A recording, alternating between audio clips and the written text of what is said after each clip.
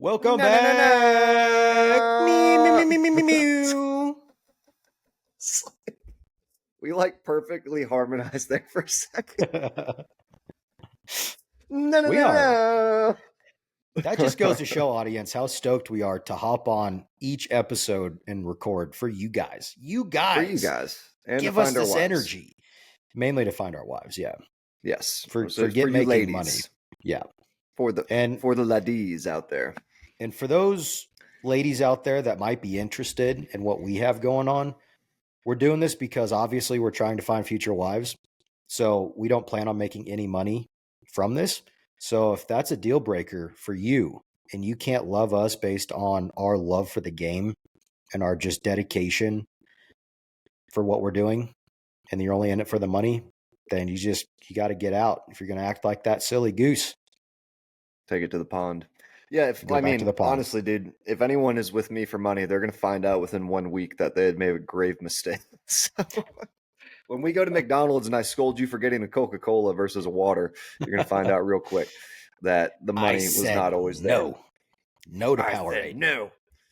And I don't tell women what to do, only the women that I'm with. I'm kidding. Don't quote that, please. Jeez, I don't want to get canceled. I'm gonna clip that. That'll be on the clip.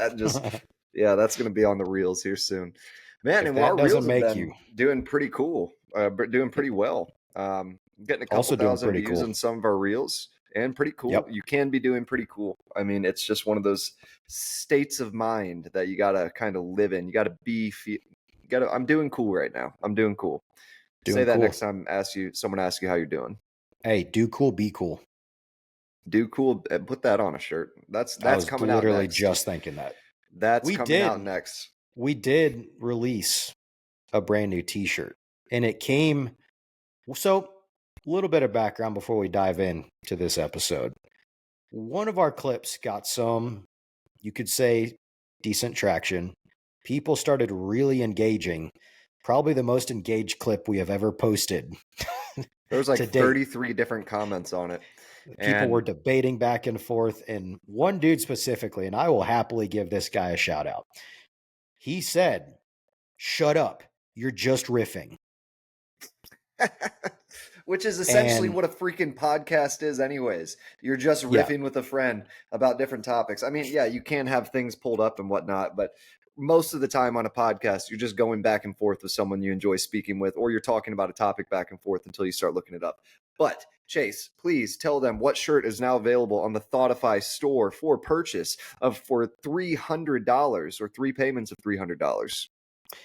It inspired us so much that we just had to turn it into a T-shirt. And let me pull this up. Evidently, it's not letting me pull up my other window. So I apologize, guys. I'm doing a disservice to all of you right now. I know this is a travesty, but I promise it'll come up in 5, 4, 3, 2, 1. It's not even showing. Shut up and riff. Shut up and riff. And we have Thoughtify written on the sleeves. Right, chow. Man, that is a sick shirt. I love that.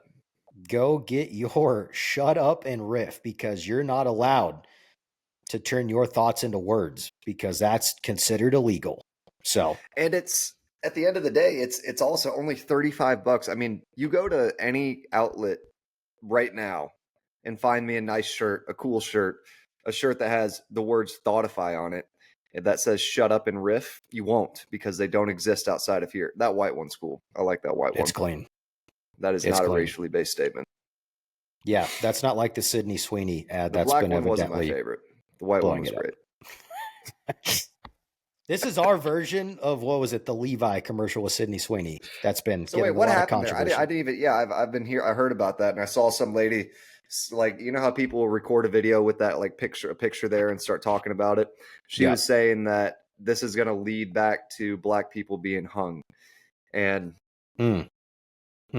you know, it's not a reach at all. No, I mean, they're very connected. Sydney Sweeney and jeans, black people being hung from. I can't even say that out loud. Yeah, Sydney Sweeney and black people being hung are very, like, they're not too far off from one another. Interconnected. If one of those is in a room too long by itself, the other one will naturally appear. You know, Yeah. Gosh, there's no way you could talk about this without sounding horrendous. Yeah. But basically what it is, for those that don't know, Sydney Sweeney was in American Eagle's like recent big promo push for jeans and all that stuff and kind of throwing it back old school. And she was sitting there modeling. Their whole ploy was, yeah, she's got good genes. Obviously, she's a beautiful girl, but she was wearing jeans. So when they say she's got good genes, it was Jeans for jeans, but also doubling as a double meaning for she's got good genes too. That is so ridiculous because that genes are not racially specific. You But can hold be on. a black woman and you have good genes as well, and you have a It doesn't voluptuous matter what color body your and skin is. beautiful. Yeah, like Legitimately. you can have good genes. You can have athletic genes. You can have not athletic genes, and it's a great play on words. I can't believe that someone like people like that are professional victims. They are looking to be victimized by something, and if they're not being victimized, they feel out of place. Well, and the whole thing, like the reason why it kind of blew up, people taking it obviously completely out of context, but they were saying because she's blonde hair, blue eye, and white, that is promoting an unforeseen or unintentional meaning that is referencing back to the Nazi days of I think Hitler. those are two very important words: unforeseen and unintentional. That Correct. is the most people have are people are so easily offended today that it's just and it's not it's almost like you can't have a conversation if you had a conversation with anyone about anything, I feel like this would naturally come up eventually, that people get way too offended easily. And it's not something surprising. Everyone knows it, but it still never ceases to amaze me how far other people are willing to take it. And then they'll put it on a platform that all it takes is the echoes of other people being like, yeah, yeah, yeah. And all of a sudden it's got like 1 million views. But the other thing that attracts views to it is the fact that people are so I really do think a lot of times it's a psyop, literally from the government because, trying to keep us divided because it's like Yeah. some of these opinions are so stupidly outlandish that it's just like you have to know going into that it is obtrusive to even say something like that and absurd, and you like that idea being conceived in your head, you on any logical brain would go, but I mean, they really didn't mean it like that, right? Like genes are just genes. You can say someone has good genes regardless. And like, Without it listen, being if it racist. was, Yeah. yeah, and if it was just about genetics, if they were like, she has really great genes, I would barely understand because you're saying, like, hey, specifically her genetics are great. This is what you should seek after, or this is what you would want. But she was wearing jeans. Like, Right. it's when do we get a break here? But yeah, that's going to lead to black people being hung. Sydney Sweeney saying that Yeah. she has It's great genes. evidently people can extrapolate that and then basically add 2 plus 2 and have it equal 58 because It does that's not equal reasonable that. these days. It does. They're making it Okay, equal that somehow, even though legitimately you cannot get there. In their mind, they're making it add up. man, it's a wild world we live in, man, and the emotions. I think one of the best pieces of advice I've ever heard in my life is emotions are great indicators, but horrible guides. And that is one of the most logically sound statements in the world. Like, if you feel a certain way, it's a really great indicator that something might be relevant towards that feeling that you need to pay attention to. But if you are purely led by your feelings, only feeling good, not feeling bad, you will constantly be in a state of stress, arguments, and just pure disarray because your feelings are circumstantial and you can't control circumstances. And if you try to consistently, you just become the person that's offended by everything because you're like, oh gosh, my circumstances are getting out of control. I got to everyone stop saying bad stuff. Stop saying mean racist stuff. Not when I'm around you. It's just like, it's unrealistic. It's dumb. I'll get off the soapbox, but I'm more than happy to step back on top of it. Well, it's like, unfortunately, I think people adopt that perspective of victimization Not saying for sure, but partially because it's their pedestal to get attention. It's like no other formulated thought that would come into your head to totally extrapolate the concept of what you're discussing on a video that you're recording of yourself by any other means than potentially just getting views and attention and being like, I'm stirring the pot and here's a perspective that no one has thought of, but I'm only doing it because I want views. Well, it's the wildest thing to think of, and go on, I'm sorry. No, I mean, that was pretty much it. That there's got to be a percentage of individuals out there that only put it out there and talk about those perspectives sheerly based on the fact that they want attention. Well, I think that's naturally part of anyone that puts it out there like that. Like the fact that you're putting something out is already seeking attention. Like you're trying Not to us. get other people to look at this.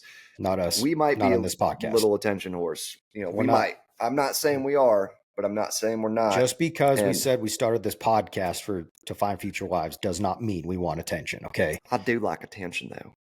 I love it. I love attention. You little silly gooses. You silly. But one of the things that has always just perplexed me, and it never won't. Like I'll never be able to look at this in a sound way. When someone records a video of themselves crying, that is like, that means you had to be really sad and you had to interject your sadness and go, this is a perfect moment for me to get attention from this. Or you had to manufacture the sadness for whatever the recording was. Yeah. And it's the idea that like when I'm crying. I'm not thinking about my phone. I'm not like, man, she left me. Record, guys. Selfie. This is just the worst thing in the world. Selfie. That's so dumb.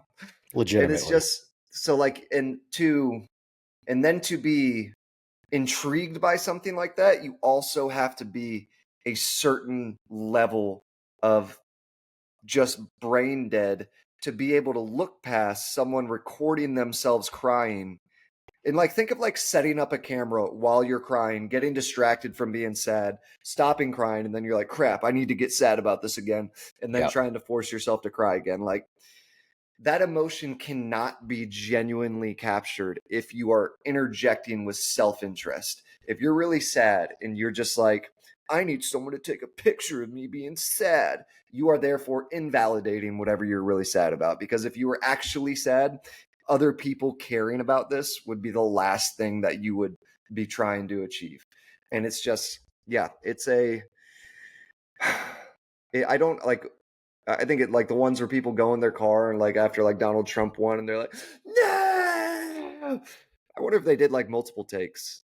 Probably. I wonder if they're in there like, that one's not that good. I don't like the way my lips look. Let me get my spray bottle and spray my eyes a little bit for some fake tears. And then like someone walking by a car and like watching that happening, like, gosh, man, it's a very the allure of attention and what people. Who was it? Not Shane Gillis. Who's the podcaster? The one that I really, really like. He's a comedian. Tom Segura. No, not Tom Segura. Bert Kreischer. Not Bert Kreischer. I'll think of it in a second. Tim Dillon. So Tim Dillon made, and he is a very intelligent person and has very intelligent opinions about things. And he'll look at both sides and he'll accurately critique both sides. But he said something, and he said one thing kids are growing up with now that's a massive problem is they don't have shamefulness. They're shameless, and that is not a good thing. You should not be shameless. You should understand that certain things make you look a certain way that is not perceived or good at building the best character of a person or passing to other people. And the idea that like there is confidence saying like, oh, I'm confident, I don't care what other people think. But like when you're willing to go so far that you don't care what other people think to achieve something that is like there needs to be standards. It's good to not care what people think for the most part, but it is healthy to also care what people think. Because if you don't, you're like a shell of nothingness. You are just trying to adapt to whatever situation to make yourself look the best. And you don't have any actual standards as a person. You have no character. You're just like, I'll be a super conservative, really great person right now if that makes me look good, or I'll be the complete opposite if that makes me look good. So it's just shamefulness. Having shame is a mature and good quality. You do need that. You need standards of what you want people to think of you, not I'll do anything to achieve some type of fame. You know who I feel like you just described? Us on a Saturday? Every day. No. Politicians. Yeah. Literally just a reflection of whatever sounds the best at the time. They will say and do whatever is necessary to lock up the nomination, the vote, whatever it might be, to get in said position of power. And then once they achieve it, all bets are off. That's why the majority of the time it seemingly looks like and turns out to be the case where everything that they campaigned on doesn't end up coming to fruition. Oh, man. I just realized something. What? My mic is on my computer right now. It's not this mic. I think it sounds good, personally. Gosh, I swear if this audio is not good, I am going to quit the podcast. My Skittles. You're going to quit the podcast. But yeah, we'll digress on that whole little intro. I know that went a little bit longer than we probably anticipated, but makes for good conversation. It's freaking it's the pod. It's the potty. We talk about whatever. It's fire. Come on. Fire. Come on. Nobody got hurt. Come on. We're shameless. Come on. But it's time for Thoughtify Thoughts. So we've got a pretty interesting Thoughtify thought for you that I'm sure you guys have definitely heard about at this point. And I was actually talking to a friend yesterday who had not heard about it, so it was really fun to introduce that to him. But, you know, in regards to Thoughtify Thoughts, it's, you know, how does this, it is the wildest way this plays out. How does it change daily life if it's true, and who benefits or suffers from it being real? And we said last time we both get about a minute, but we break that every single time. So we're just going to have a short segment dedicated to this. But there is an interstellar object, the second interstellar object since 2017 that's been spotted entering our galaxy that has been perceived to potentially be an alien ship or craft of some sort by an astrophysicist named Avi Loeb. So let me introduce this real quick. So Avi Loeb is a Harvard astrophysicist known for pushing the boundaries of mainstream science. He has raised eyebrows again. He's suggesting that a newly discovered interstellar object called 3I / Atlas, which is speeding through our solar system, might not be just another space rock. And here's the rundown. So 3I Atlas was first spotted in July 2025, flying at over 130,000 miles per hour and following an unusual retrograde orbit, meaning it's moving opposite the usual flow of solar system traffic. And just to say, the speed of light is 296,000 something kilometers per hour. So 130,000 miles per hour, that is wild. That is fast. Slightly fast. So Loeb points out that its path curves near Venus, Mars, and Jupiter, and he speculates that this could be intentional, like a scout mission or even some kind of alien probe. He also notes the object will pass behind the sun in late November, which he suggests could help it avoid detection, a move straight out of a sci-fi playbook. Now, to be clear, Loeb isn't saying it's alien tech, just that we should treat the possibility seriously like we would any other unknown threat. Most scientists think it's just a natural interstellar comet, but Loeb is using it to spark a broader conversation. What if some of these strange visitors aren't natural at all? This follows the past claims that Oumuamua, which was another interstellar object spotted in 2017, might have been a defunct alien spacecraft. Whether you believe it or not, it's a fascinating idea. So, and real quick, let you go first. I do want to add a couple details onto that, just to give you guys perspective on what said object is size-wise.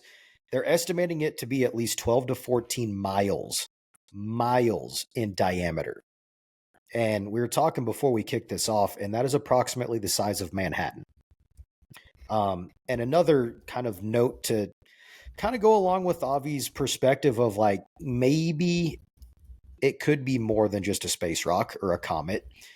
He notes that its orbital plane currently aligns closely with Earth's, that there's a 0.2% probability chance, and its perihelion, i.e., closest approach to the sun, occurs on the opposite side of the sun, potentially hiding it from Earth-based telescopes. So there's a 0.2% probability chance that it's just a random naturally occurring comet based upon its trajectory, its speed, and the direction that it's coming. And he indicates that this could be intentional maneuvering, possibly to deploy, quote, gadgets near Venus, Mars, or Jupiter, and suggests it might support the dark forest hypothesis, which is the counter to the, and of course I'm blanking on it right now, the Fermi's paradox, where basically alien civilizations remain stealthy to avoid detection. That Fermi's paradox referencing, like, if there's aliens, then where are they? But the dark forest hypothesis is the counter to that, is that there are alien civilizations out there, but they're choosing to remain stealthy to avoid said detection. So a couple extra details added on to that. And just to add to those details as well, commenting on something he had said about the retrograde orbit. That's meaning that it's moving against what normal, like if a comet was coming in, it would be pulled by gravity in certain ways. And that is insane because that very much points to intentionality or some type of propulsion that would keep it out of those orbits or keep it from being pulled. And I think you already said it, but the chances that it is natural is so very unlikely chance suggestive of purposeful alignment. The likelihood is 1 in 20,000 that it would be something that is natural, able to do that. And then it has a very low retrograde ecliptic tilt of that's a rare tilt that eases solar system access, and combined anomaly profile less than 0.001 in regards to those things happening at the same time, less than 0.001% chance. So, and the other thing is like the part that's crazy to me is that it is traveling at 130,000 miles an hour. And the other scientists are saying, hey, it's a comet. We can see a comet tail, but other scientists are like, we can't find a comet tail. Like, we're trying to find one and we don't see it. So it is a wild thing. And then who was it that you had talked about earlier today, that person that predicts the future? What's her name? Baba Vanga. Baba Vanga was an old lady that, had apparently the ability to predict the future. And kind of like this the is modern one of her day predictions. Nostradamus. Yes. This is one of her predictions that in 2025, humans would make contact with alien life. And man, you want to talk about what Jeremy Corbell said about it? Yeah. So Jeremy Corbell, who is one of the most well-known UFO, UAP, alien investigators or reporters probably on the face of this planet. Probably leading in the industry. Yeah. I mean, he's not associated with any government, anything like that, government organization. He's just an independent guy. Incredible work. But he was recorded on video in January 2025, just a few months ago, 6 months ago, that the way that you will be able to tell that said government or said top organizations will be lying to you or trying to put forth a narrative about aliens or UFOs is they will sell you a narrative saying we have detected a UFO or, an alien spaceship and they are heading straight towards us. And Jeremy, proceeding in hindsight, do you want to go ahead? Yeah. So essentially just kind of ironing it out a little bit, because like Chase said, Jeremy is a leading figure in any type of UFO or UAP studies. And he's the guy, he's spoken to Congress, he's been on the Joe Rogan podcast. Pretty much if you have those two things, everything you say is true. So Jeremy Corbell has warned that the public will eventually hear that what the public will eventually hear is a fabricated narrative, that an alien spacecraft is slowly approaching Earth and will arrive by 2027. He insists this is not disclosure, but a craftily constructed lie by government actors meant to shape public perception. And this is his actual quote. The lie is going to be that there is a craft slowly making its way to us here on Earth, and that 100% is the lie you are going to be told. That's Jeremy Corbell, is quoted on Reddit. And the only thing I don't like about Jeremy Corbell, because we were in a group text talking about this, at least in said video. Well, I mean, no, it's in all of his stuff. Like he's just very theatrical. Well, that video especially. Well, I mean, and he's very like, if something happens to me because I'm letting this out, that's fine, but I need to get it out. And it's like he's trying to do a movie scene and he's trying to like elicit emotions. And I'm like, dude, that is like the worst thing you can do to try to get people to believe that you're telling the truth. Because doing anything outside of communicating it with, you know, some sternness, maybe, like that, I just don't get the need to be like, you know, super dramatic about it. So rehearsed in a way. Yeah, it literally looks like he was reading lines off of a sheet. But and the part that, like, Jeremy Corbell is, regardless of what you think about him, he has brought a lot of evidence to the table and has done so much in regards to studying UAPs that even if you take him out of the equation, some of it has to be true, or some of it has to be valid or leading in a direction, has to be real evidence.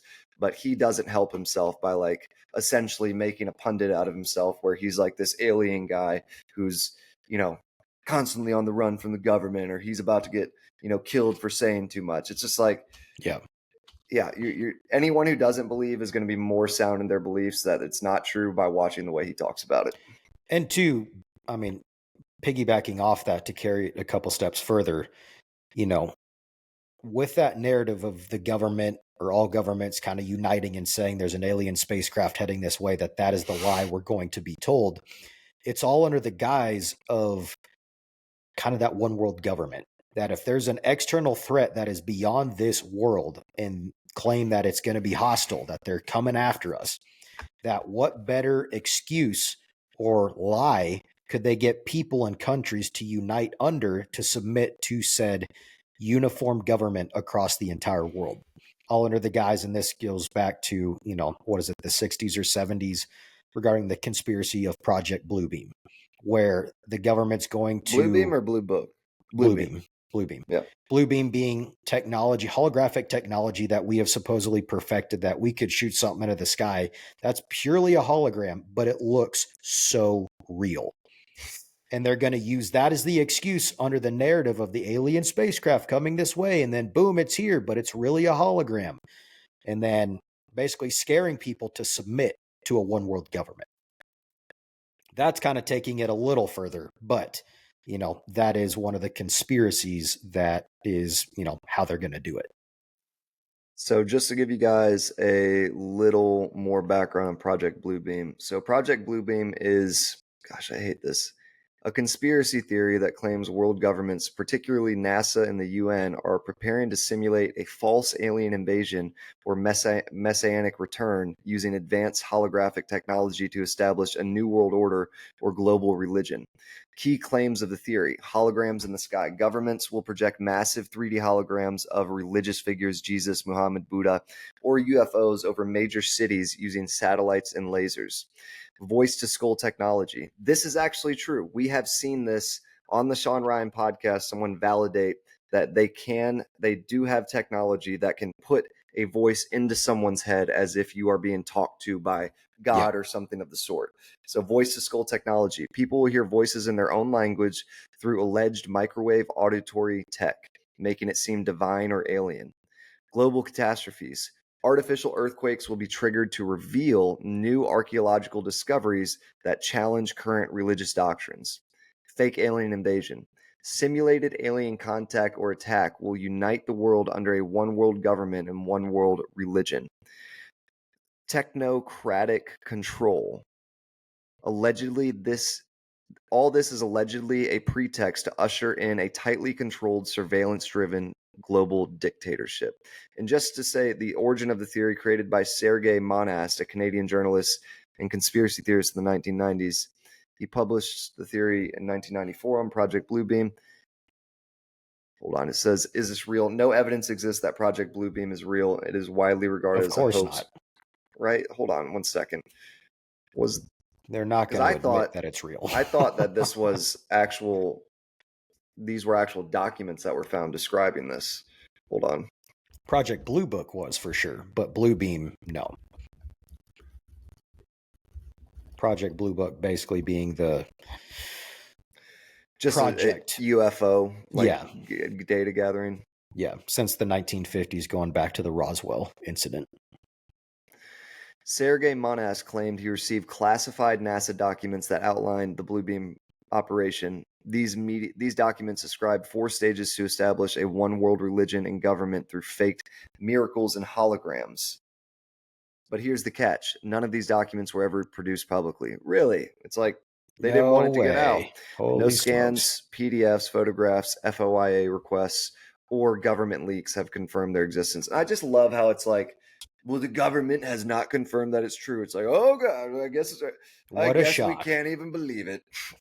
Might as well just move on and not talk about it anymore. But what you just read was probably put out by the government, meant to be used by ChatGPT. So, we could be. It's probably starting right now. Maybe my dog is part of Project Bluebeam. Oh, look at that! Would you just look at that? I see an alien spacecraft. Oh, hello. I wondered if they got toilets up there. But all that to say, that was a little bit deeper than, the original Thoughtify thought. So with that, what is the first question, Keegan? Right. I was literally about to go to the same circle. Thing. A whole podcast later. The wildest way it plays out. You go first. Okay. I have a question. Wildest way it plays out, if it's actually real or if it's completely staged? Both. Ooh, nice. If it's real, I think at this point, just to give a baseline, we've heard alien and UFO talk for years now, that I think if they end up being real and said spacecraft does come into not our atmosphere, but into our galaxy, our solar system, and we're able to confirm it, I don't think it's going to be a shocker to many people at this point. I think there are more believers out there than not. Some people, of course, it'll be amazing breakthroughs regardless, and it'll be really cool to see. But at this point, I don't think it would be as much of a surprise as it would have been before, like 10 years ago, where, a spaceship shows up in our atmosphere and we're like, oh my gosh. Oh my gosh. Versus if it was staged, to me, that would scare me more than an actual alien spacecraft showing up, because then that shows all the conspiracy theories are real and that everything that we have talked about that had not been confirmed before is legitimate, and they are trying to take over the world. I think I would be least surprised by that. Am I not saying I would be surprised. I'm saying I'd be more terrified if that were real than an actual alien showing up. The wildest way it plays out, I think that if there were an actual ship that entered our atmosphere and people could see it, I'd be able to take at least 1 week off of work. And 2 days, maybe. Yeah, they'd probably call me right back in. Get back to work. But it's sort of where my mind's going. I'm like, maybe I could just take a break and no one would care. Because guys, there's no one's at work. I can't call any companies right now. There needs to be more payroll sold. Get out there and sell payroll to the aliens. I'm sure they need it. He can make first contact with the sales call. Hey, aliens, just want to let you know this is a cold call, but it's a really good one. So do you mind if I have 30 seconds to see if it makes sense for us to continue speaking? My name's Keegan Glick. They just leave the planet immediately. And we turns out the one and only deterrent was being sold payroll. They don't like salespeople very much. No. So if the wildest way it plays out, if it's true, is that I think, so if it's real, then I really believe that markets will crash. I believe that, I mean, it would literally be like dropping a big stone in perfectly calm water. Like that's how it would like an analogistic, if that's a word, analogistic I think you way. made that one up. Analogistic. I think analogistic's a word. Fact check me, brother. But that would literally it would be kind of like a reset for the whole world, and that's the key thing that they're hoping for. It would be such a disruptor that it would be a massive reset. It would essentially be like the same effect as like a world war without having the world war, because everyone's attention would be on something and off everything. It would mess everything up, and then we'd have to find a new normal going forward. And that, but if it's not real, I would say that would probably for me be one of the most disappointing, most like gut wrenching. I think I might go, what is it, postal, and just Take a week off work. take a whole week off work, and I'm not even going to put in the PTO request. Either way, But you're getting a week off. yeah, I'm taking it now. But it's just like if because me and you are obviously very passionate about aliens being real. I think they are. I think it's only logical that there's other life forms in this universe, and given the length of time or how long this universe has been around, I think it's also only logical that someone has made it to the technology to where they can traverse the universe, or at least have ways to traverse parts of it. And it would kind of be like, if it would be equivalent to the feeling if you bought a lottery ticket and you won the lottery, and then someone was like, just kidding, that was last week's lottery ticket. You know how people do those jokes to people on their birthday? Yeah. That's the feeling. Like, life is different now, this is crazy. And then finding out it's not real, we'd just be under a one world government, but we wouldn't even like, the saving grace if aliens came to Earth would be the fact that I would get to see aliens. And at least, even if I died, I'd be like, there's something else out there. It Yeah. was that would be for me, even if they were here to take us over, I would just be like, still pretty cool, But the wildest way it plays out is that it's, in my opinion, that it's real. I think it would be much less wild if it was not real. And I think that would, so if they mess this up and it's not real, then they will have a full world revolt on their hands. And I don't think that they're prepared for that. So if it's not real, they better have all the T's crossed and I's dotted, because if we find out it's not real, man, it's going to be World War III. As a caveat or addition, which one would freak you out more? Because between those two, I think the first one would be more wild versus the second option. If that was a complete cover up and the government took over, that would scare me most. That would scare me way more. And how does it change daily life if it's true? Like I said a second ago, it would be a reset button. It would be a complete, like, think of the idea of like everyone then living with the idea that aliens are real. And I saw an article recently that said there's some scientists at some very prestigious organization that said there's a high likelihood that there is either a pre-existing civilization or race that still has technology left behind, or there are other races of intelligent life in the universe that are already living amongst us. And they said the most likely places that they would be in the water, or underwater, or what was the other place? Underground. And that's, if the aliens were just real, and they could just be walking around, and I could just see one of them outside and just dap them up and be like, hey, what's it like traveling the stars? Like, I think that would cool. Change my daily life. And like, I'd be content as a person if aliens were real. And then you would ask them, do you want to play Helldivers 2? And they'd actually invade us. They're like, this is what you guys play. You're being conditioned. Yeah. So I agree. I mean, we're of like mind in that, but I think honestly, either option, if it were aliens or if it were government, either way, it would be a massive reset. Yeah. I mean, either way, we're getting something. And I mean, yes, there's certain outcomes that would not be favorable.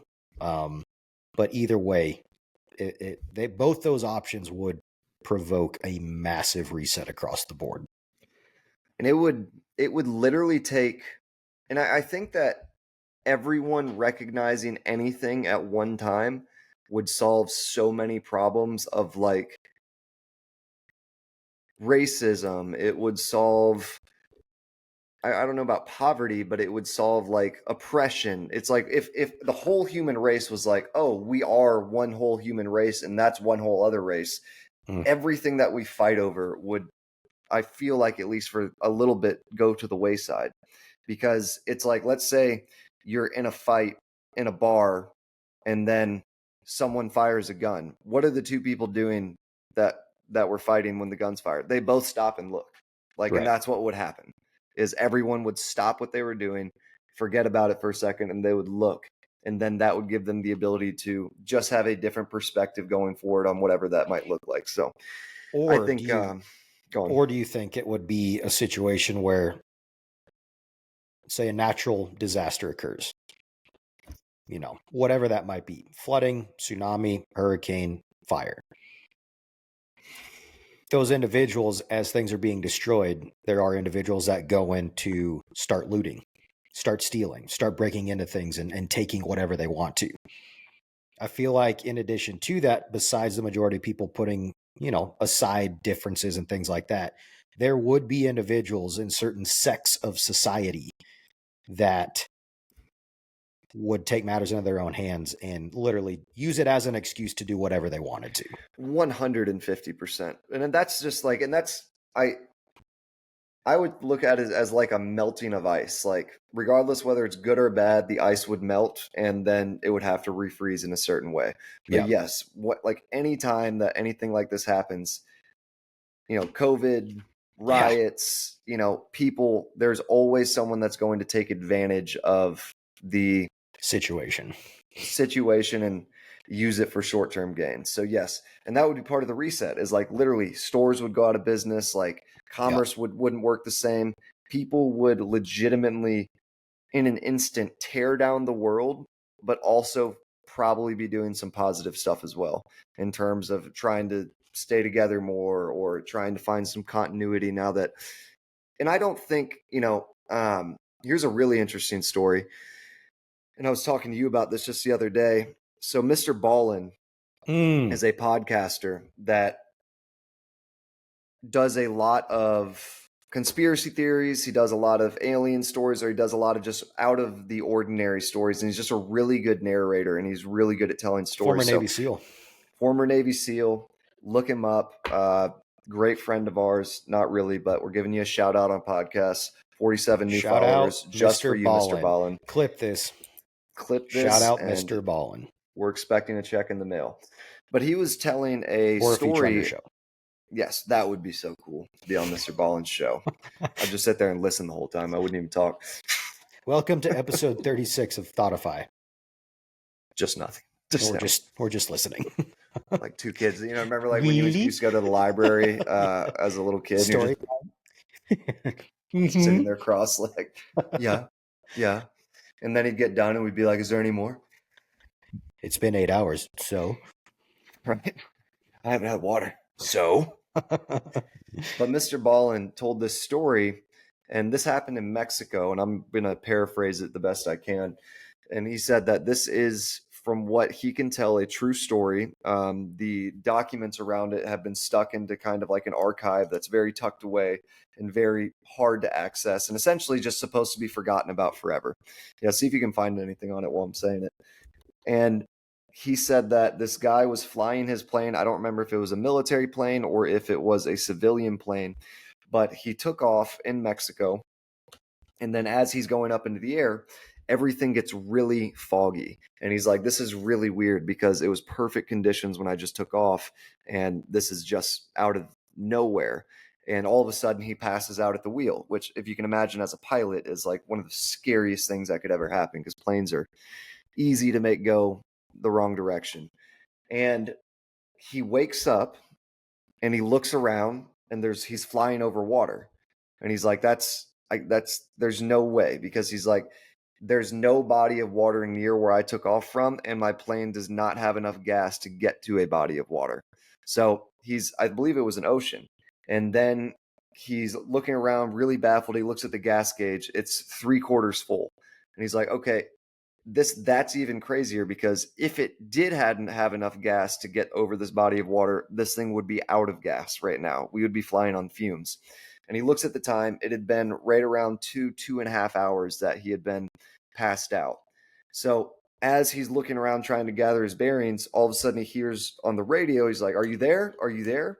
And he's like, "Oh gosh, yeah, I fell asleep at the wheel. I don't know where I'm at. I don't know how I got here. I need where are you guys pretty much trying to get in contact with ground control in a way where you can figure out what's going on." And they're like, "Sir, you have been talking to us for the past 2 hours on the radio." And he was like, "What?" And they apparently played him back the audio either when he landed or while he was there in the plane. I think it was when he landed, obviously, or he read the transcripts. And apparently he had said to them, "This is not so and so speaking. We're using his body as a microphone.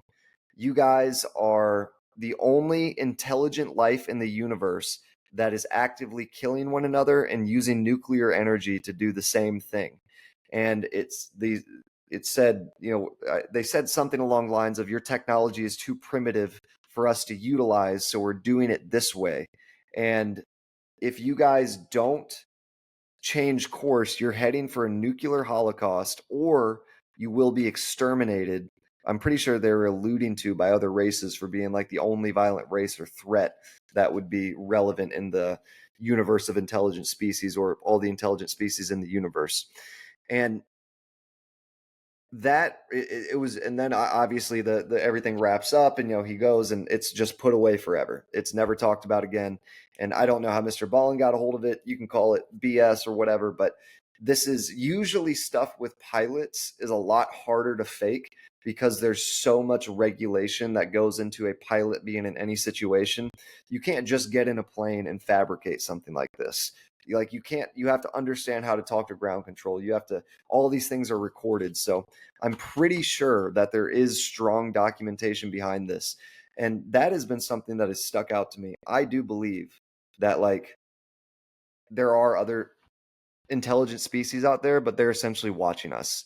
And they're like, "We're essentially letting you guys pass your own tests of whether or not you get to traverse the universe as well. Like, if you guys can unify and not be the only race that destroys itself and others, then, we'll allow you guys to reach the technology. But if you can't, we're going to exterminate you, because we're not having that threat in our backyard."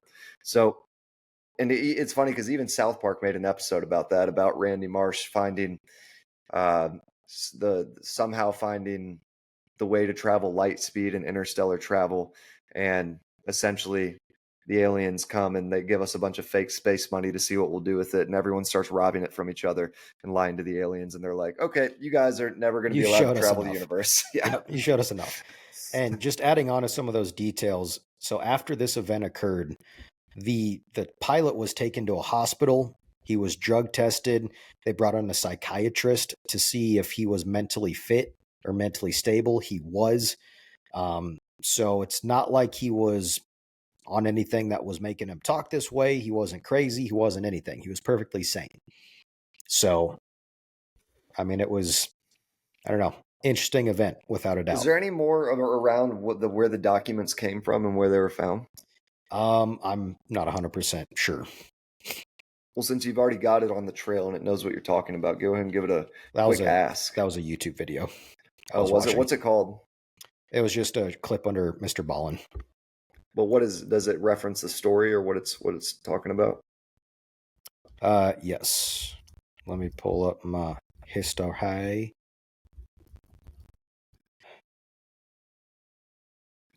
I don't know if we'll get copyrighted if we play it. I could totally play it, but no, don't do that. Yeah, we're gonna get copyrighted. I don't want to get hit. But it's under Mr. Ballin, Tom Segura's Intrusive Thoughts. Story time with Mr. Ballin, but the title of the video is Mexican Government is Hiding a Big Secret. Hold on. Pulled by aliens in plane talking to ground control. Let's see. And I think while you're looking that up, I think it's personally insane that something of this magnitude is being kept aggressively kept from us. Like, we're not allowed to know, as the general public, we're not allowed to know anything. So it's not just the US government keeping this stuff a secret. It's like all the worldwide governments and It's the deep nations state. are the deep state, whatever it is, are keeping it strategically hidden from the general public. And if you don't think there's a deep state, the UN in and of itself, or not the UN, or United Nations and the World Health Organization is a regulatory body of governments that supersedes the laws of countries, that is trying to control countries, regardless whether you think it's a good, bad, or fake thing. It is a regulatory body that supersedes the laws that you have to follow in your own country and can influence them. So there's definitely coalitions of people that are trying to make sure that, like a classroom of children, all of the countries in the world are acting a certain way as well. And Yep. I think there's, definitely ones behind the scenes doing it. But here it is. Case one, Rafael Pacheco Perez. Incident summary: Rafael is a student pilot flying on his first solo training mission above Mexico City. He vanished from radar at 900 feet altitude, only to appear 3 hours later. That's not that high up, which is crazy. No, in Acapulco, over 300 miles away with nearly full fuel. The plane wasn't capable of that range, and he lacked the experience for mountain navigation. Ground control exchange. He was contacted by air traffic control in Acapulco. I know I'm saying that horribly, though he had lifted off near Mexico City. Reports claim the voice on the radio belonged to an alien entity using Rafael as a microphone, asserting he speaks because he is ordered to. It is his voice he speaks, but not of his own free will. We use it as a microphone. You are not alone in the universe. Language prowess. Allegedly, the entity responded in fluently spoken German when asked a question in that language, despite Rafael having no knowledge of German. Claimed to be due to the entity's ability to rapidly learn human languages. Aftermath. Rafael reportedly never flew again. Mexican authorities confirmed he wasn't intoxicated. The experience was sufficiently traumatic that he abandoned aviation altogether. Wow.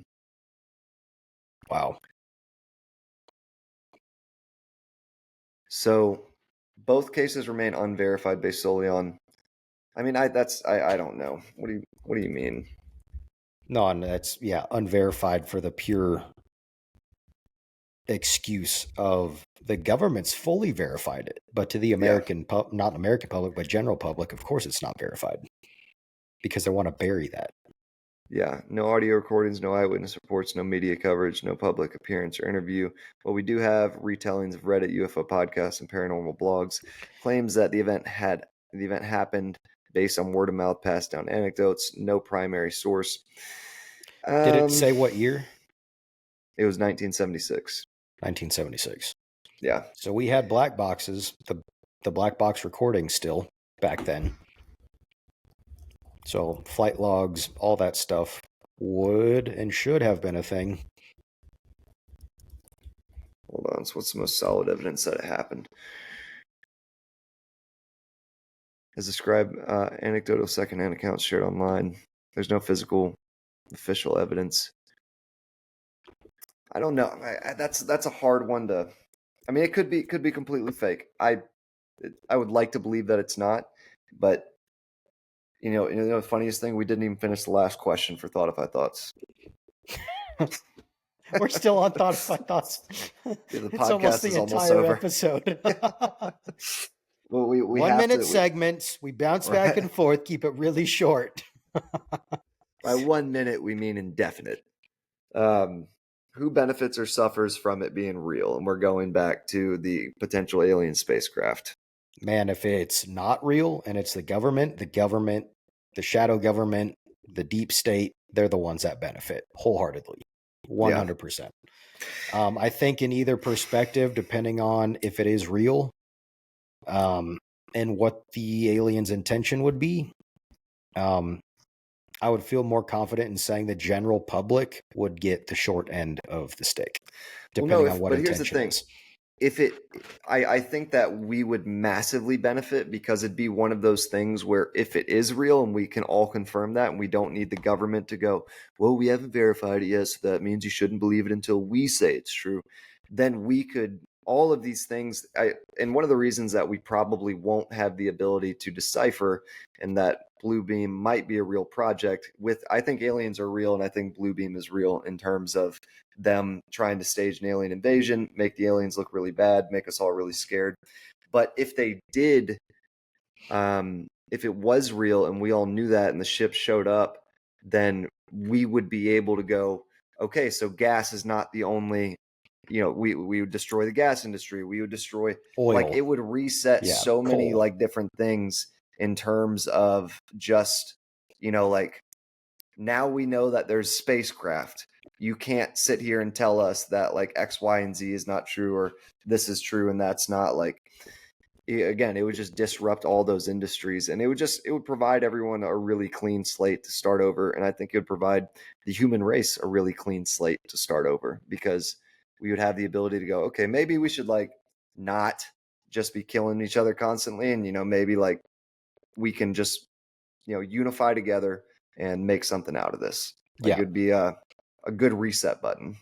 Well, and it's like it would just, and for some individuals that are already thinking outside of the box, like we know there's alternative forms of power and energy, but we also know that it's all being buried by conglomerates and monopolies that are currently dictating the entire industry. Yeah. I mean, if you go back, not to reference this again, but Nikola Tesla with his form of, energy. And then if you look at, was it Stanley Allen Meyer, the guy who created a fully functional car or engine that ran on a water cell? Well, It wasn't real quick on that. We were talking about that last episode, and I looked at and someone, of course, everything that they're going to be like, nope, not true, never actually happened. Blah blah blah. But they're saying that they're like, it is real, but the problem with it is it takes more energy to convert it to, to take water and convert it to hydrogen than it produces. So it's an inefficient energy thing regardless. And I think that's always been the argument against it. But that could also just be like, oh no, it's this, and that's why we're just never going to look into it again. Yeah. But and that guy ran out of a restaurant saying that they killed him. Like he dropped dead at a restaurant. But also in the 1970s, there was a guy in actually New Zealand, Malcolm Vincent, that built a car with a prototype water-powered engine as well. Really? So it's not like it's just been a one and done sort of thing by a solo individual. Yeah.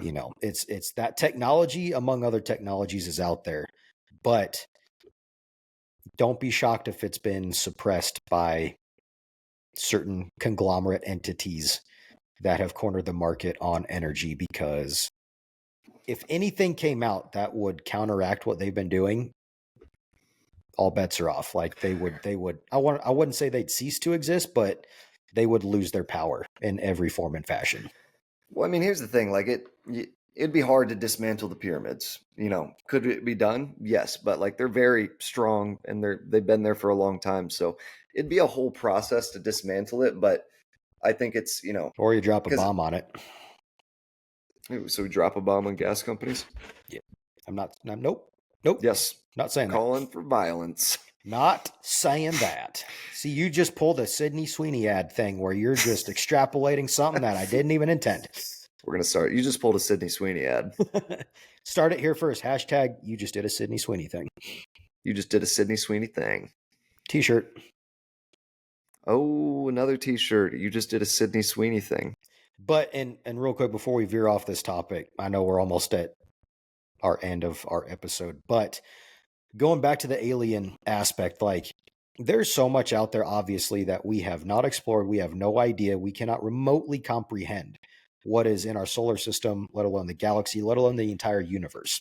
And just to kind of feed into that, NASA actually on the TESS mission helped astronomers confirm the discovery of a new, quote, super Earth, which is an exoplanet. We should talk about this next time. And we never talked about ghost stories. We'll talk about that on the next episode. We got carried off. But yeah, we'll leave this as a little carry forward to next episode. but evidently found a super Earth, a certain exoplanet that is 154 light years away in the Lyra constellation. And it poses a lot of interesting thoughts, questions, and theories, and things that are actually coming from said planet that we are detecting. So I'll keep it at that. We're not going to dive in any further. That'll be a good little teaser for next time. But I will say, yes, this being episode 35, episode 36, we have some special things being planned behind the scenes, and we're hoping it will be for episode 36, but we'll be doing something different, something exciting. I kind of want to say it, but I kind of don't want to say it. So what do you think, Don't Keegan? say Should we give a little more teaser or just keep it at Give that? a teaser. I just switched up pretty quickly. We're having someone on this podcast. I completely forgot what you were talking about, so I was actually saying that so you would remind me. But yes, we're having a. Well, I'll let you. Well, we're having another content creator on the podcast who's a really good friend of ours, and he's also done just some really good work on his own. Super great at pushing out. Yeah, like he's super talented, super creative. Like he's worked with not only content creation on the YouTube side and social media side, but also he's worked with a lot of musicians around the countries for content promotion when it comes to concerts. Some individuals with some pretty heavy hitting names. So he's worked with the Yodeling Kid, and then who else? Hold on. Yodeling Kid. Well, I don't remember that kid's name, but he's worked with Josh Turner, Pat Green, Easton Corbin, Lone Star, Lee Greenwood, Rodney Atkins, Drake Mulligan, Randall King. So he's worked with a lot of pretty cool individuals. So we are excited to have him on the podcast next week. So be sure to definitely tune in for episode 36. Not like we're dismissing episode 35, but we're just giving you guys some fun stuff to look forward to here coming up. Yes, sir. Well, guys, it was another fun one. You guys can tell we're passionate about our Thoughtify thoughts. Sorry we got tangled up in that one, but I hope you enjoyed it. And we will see you guys on episode number 36. I hope you guys have a great night. Absolutely. Thank you guys for tuning in. And as always, be sure to engage. We love that you guys engage, and we love seeing the banter and the debate going back and forth. So keep it up. And as always, too, Thoughtify merch shop. Go check it out. Riff. Anything, if you see anything cool, pull the trigger on it. Represent that Thoughtify. Be our Thoughtify thoughts in public. Yes. Be part of the Thoughtify army. You could be Thoughtify thoughts. That should be your goal. Yes. Yes, 100%. But as always, shut up and riff. Shut up and riff. Night, guys. Shut up and riff. See you guys.